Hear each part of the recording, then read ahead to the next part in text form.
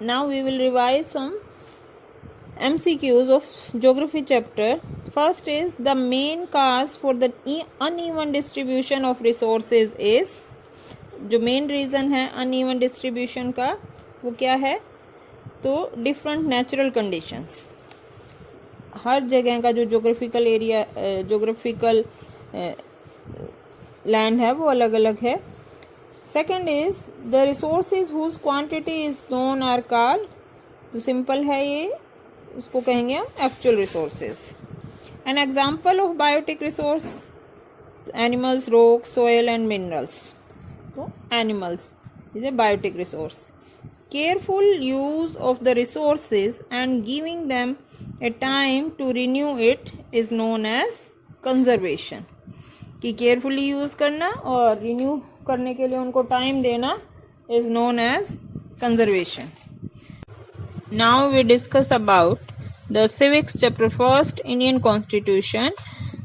In this chapter we will study about the Indian Constitution. Key features of Indian Constitution. First feature is federalism.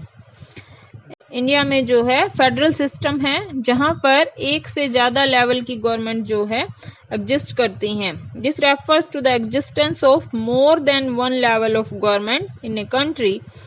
In India, we have the governments at the state level and the central level. Panchayati Raj is the third tier of government.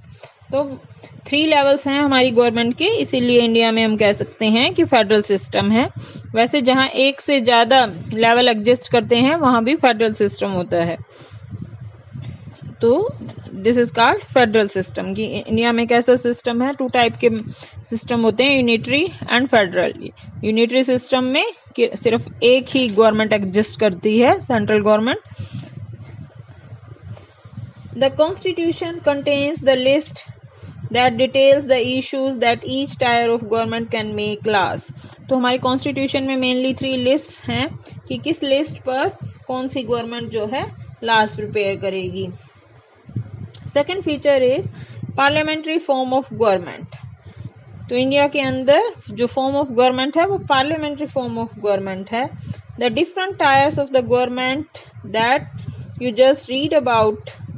तो different tyres क्या क्या हैं government के, जो 3 levels हैं, तो वो government के जो हैं डिफरेंट टायर्स हैं. इन जो 3 लेवल्स के अंडर क्या होता है कि पंचायत लेवल पर जो इलेक्शन होते हैं वहाँ पर तो डायरेक्ट पार्टिसिपेशन होता है. The people of India have the direct role in electing their representatives. Every citizen of the country irrespective of their caste, background, colour, they can cast the vote and contest the election. कोई भी election जो है लड़ सकते हैं और अपना vote डाल सकते हैं. तो यूनिवर्सल एडल्ट सफरेज को अडॉप्ट किया गया है. इसके अकॉर्डिंग किसी टाइप का कोई डिस्क्रिमिनेशन नहीं होता है. एक सर्टेन एज है जिसके अकॉर्डिंग अडल्ट पर्सन की एज जो है 18 ईयर्स, वो सभी अपना वोट कास्ट कर सकते हैं. Second is separation of powers. Government के जो है डिफरेंट 3 ऑर्गन्स हैं, legislature, executive and judiciary. The legislature refers to our elected representatives. तो ये आपका क्वेश्चन इस तरीके से भी आ सकता है कि जो इलेक्टेड रिप्रेजेंटेटिव्स हैं, the elected representative in India are the part of, answer is legislature.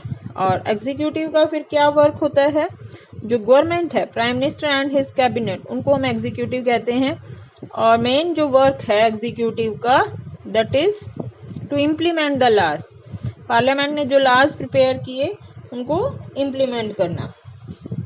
तो मेनली जो है क्वेश्चन हो सकता है कि who is responsible for administrating and enforcing the laws. तो लॉज को जो इन्फोर्स करती है वो एग्जीक्यूटिव है या गवर्नमेंट भी कह सकते हैं. Executive mainly prime minister and his cabinet, और IAS ऑफिसर्स भी इंक्लूड होते हैं, लेकिन साफ तौर पर हम कहें तो prime minister and his cabinet, या उसके लिए एक वर्ड है government. And third tier is judiciary. जो जुडिशरी का मेन पर्पस है, जो उन लॉज को जो है फॉलो नहीं करते हैं उनको पनिश करना. तो जो डिफरेंट डिफरेंट लेवल्स हैं गवर्नमेंट के, जो डिफरेंट ऑर्गन्स हैं, each organ acts as check on the other organ of the state and that ensures the balance of power between all of three. तो 3 ऑर्गन हैं जो वो तीनों एक दूसरे के ऊपर चेक रखते हैं और इस तरीके से बैलेंस ऑफ पावर जो है वो बना रहता है। कोई भी जो है एक दूसरे को डोमिनेंस करने की कोशिश नहीं कर सकता है। And fourth feature is fundamental rights. Constitution ने हमें सर्टेन फंडामेंटल राइट्स प्रोवाइड किए हैं। Constitution colonial rule had created a certain suspicion of the state in the minds of nationalists and they wanted to ensure that a set of written rights would guard against the misuse of state power, कि जो लोग हैं ordinary citizen हैं उनके अंदर certain rights होने चाहिए ताकि वो गवर्नमेंट के ऊपर एक चेक रख सकें। Fundamental rights therefore protect the citizens against the arbitrary and absolute exercise of power by the state. जब गवर्नमेंट जो है अपनी पावर का यूज करती है तो लोगों के पास भी सर्टेन राइट्स दिए गए हैं अकॉर्डिंग टू कॉन्स्टिट्यूशन। जो फंडामेंटल राइट्स हैं 6 फंडामेंटल राइट्स दिए गए हैं आपको यहाँ ब्लू बॉक्स में।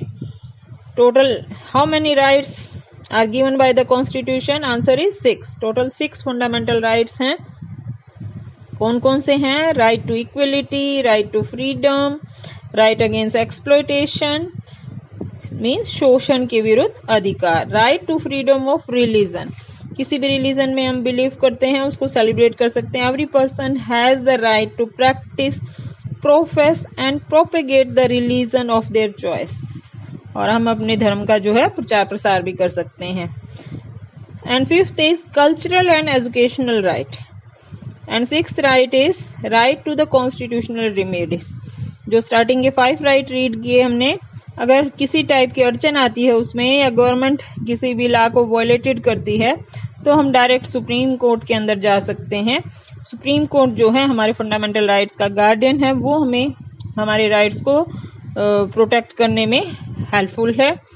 तो 6 राइट का मीनिंग यही है, right to the constitutional remedies. This allows the citizen to move the court if they believe that any of either the fundamental rights have been violated by the state. State का meaning government है कि कोई भी हमारा right जो violet करने की कोशिश करती है अगर गवर्नमेंट, तो हम डायरेक्ट सुप्रीम कोर्ट के अंदर जा सकते हैं। And last feature is secularism. The secular state is one in which the state does not officially promote any one religion as the state religion. Means ऐसा कंट्री जो किसी भी रिलीजन को as a state religion promote नहीं करता है। तो आपका क्वेश्चन किस तरीके से आ सकता है यहाँ पर सेकुलर स्टेट के regarding? The state does not have the officially promote any one religion, तो इसको हम कहेंगे सेकुलर स्टेट या सेकुलरिज्म। और ये आप यहाँ आपके डायग्राम में नीचे जो है कॉन्स्टिट्यूशन जब फुली प्रिपेयर हो गया है तो उसमें हमारे कुछ लीडर साइन कर रहे हैं। The above picture shown the various member of signing the copy of constitution. तो एक में तो हमारे फर्स्ट प्राइम मिनिस्टर पंडित जवाहरलाल नेहरू, तो आपके एमसीक्यूज आने उनमें ये भी पूछा जा सकता है who was our first prime minister? Answer is Pandit Jawaharlal Nehru. या फिर इस तरीके से who is known as the father of Indian constitution. पीछे हम डॉक्टर अंबेडकर की पिक्चर के साथ रीड करके आए हैं कि डॉक्टर भीमराव अंबेडकर या BR Ambedkar was known as the father of Indian constitution. या फिर आपका क्वेश्चन इस तरीके से हो सकता है how many fundamental rights are there? Answer is 6 fundamental rights. Total 6 rights हैं। और या फिर आपसे पूछे जा सकते हैं ऑप्शंस में राइट देके इनमें से कौन से हमारे फंडामेंटल राइट्स हैं। तो फंडामेंटल राइट्स के नेम भी आपको अच्छे तरीके से जो है लर्न होने चाहिए। इसके बाद है सभी जो फीचर्स हैं, टोटल 5 फीचर्स हैं और 6 राइट्स हैं। फीचर्स में सेकुलरिज्म तो कि हम किसी भी स्टेट को ऑफिशियली जो है किसी भी रिलीजन को ऑफिशियली प्रमोट नहीं करते हैं। सभी जो रिलीजन हैं गवर्नमेंट के लिए इक्वल हैं। फंडामेंटल राइट्स हमने रीड किए। Separation of power means different 3 organs के पास डिफरेंट पावर्स हैं, एक दूसरे पर चेक रखते हैं। पार्लियामेंट्री फॉर्म ऑफ गवर्नमेंट का जो मीनिंग होता है कि यूनिवर्सल एडल्ट सफरेज से हम अपने रिप्रेजेंटेटिव को डायरेक्टली जो है इलेक्ट करते हैं। और फेडरलिज्म जहां मोर देन 1 लेवल की जो गवर्नमेंट होती है।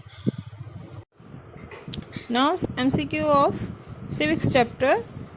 First is name the fundamental right that guarantees the citizens the right to practise and propagate the religion they desire. तो इसको कहेंगे हम फ्रीडम ऑफ रिलीजन। जिस भी रिलीजन में बिलीव करते हैं उसको प्रोपगेट कर सकते हैं और जो भी बिलीफ है उनको ओपनली जो है सेलिब्रेट कर सकते हैं। Second is the elected representatives in India are part of legislature. तो लेजिस्लेचर में हमारे इलेक्टेड रिप्रेजेंटेटिव होते हैं या parliament. Next is Shri Jagjivan Ram was the minister of India, labour minister of India. Jagjivan Ram जो है हमारे फर्स्ट लेबर मिनिस्टर थे। The human trafficking and the force labour are prohibited under the right against exploitation के under आ जाता है ये। Next is the Indian government is a parliamentary form of government. India में जो है पार्लियामेंट्री फॉर्म ऑफ गवर्नमेंट है। तो ये सब आपको अच्छे से रिवाइज कर लेना है और केयरफुली आपको अपना जो है पीरियोडिक टेस्ट अटेम्प्ट करना है। Best of luck for your exam. Thank you.